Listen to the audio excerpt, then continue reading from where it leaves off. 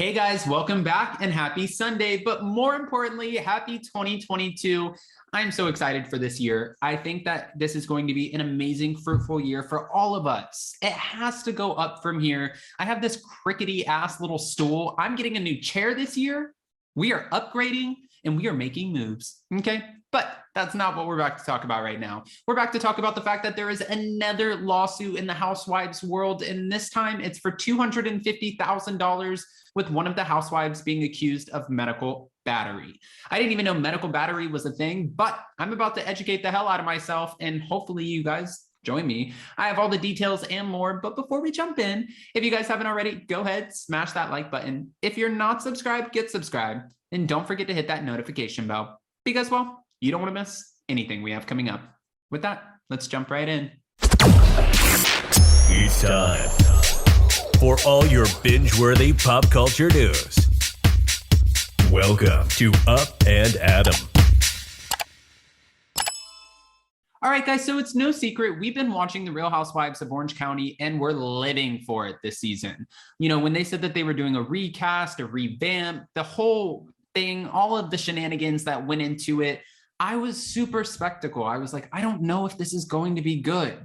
But Bravo has a way, and I don't know if it's like a part of an algorithm or a checklist that they do in order to find these housewives, but they have a way of finding new cast members that are surrounded by scandal. Like, do they know that there are lawsuits? Are they doing, I know they do background checks, and that's why Noella Bergner's husband, James Bergner, ended up fleeing the scene and not wanting to participate in filming at all.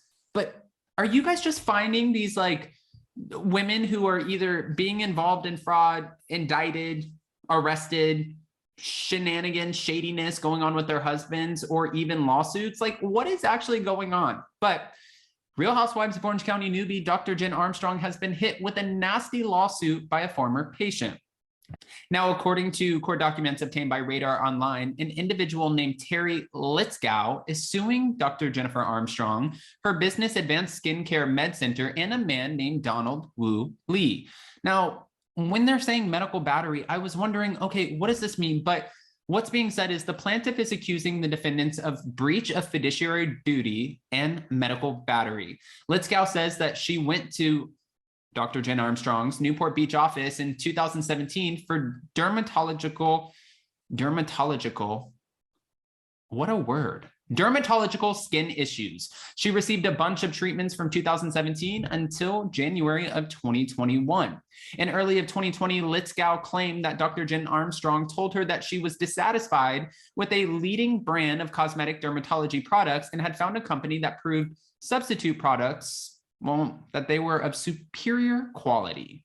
All right. In the lawsuit, Litzkow is claiming that she was shown the new products that had Korean writing on them. It was around this time that she claims to have started experiencing pain to her face. She described the pain that she had on her face, or even still has, as a feeling as if a thread had come loose and was poking into her skin from behind her skin. Ugh! This is why, like, no. I understand. I even did a post yesterday. I want nothing more in this world. Like, if you guys know a dentist or, you know, someone who works in veneers, I want nothing more than to get these teeth done. I want veneers, but I don't want to necessarily go in and get my cheeks lifted, my jaw outlined, like some Botox right here. Let's pull the neck back, lift up the eyebrows, pull those back. And then, you know, like, it's a lot. When you start injecting and putting things all over your face, it's really, you have to be careful, and you have to make sure you know who's doing it. I don't know why I'm doing this with my hands. I look like I have claws, but I'm overwhelmed with this information. Why do people put so much shit into their bodies and their face? I don't get it. So says the guy who also eats cheeseburgers and pizza and chicken fingers, and that's also putting bad stuff in my body. But it's not the same thing. Okay. All right. So she was claiming that it felt like a thread was coming into her face from behind her skin, and Armstrong told Litzkow that Wu Lee would treat her to fix the problem. She claims that Dr. Jennifer Armstrong was referring to him as Dr. Lee. All right.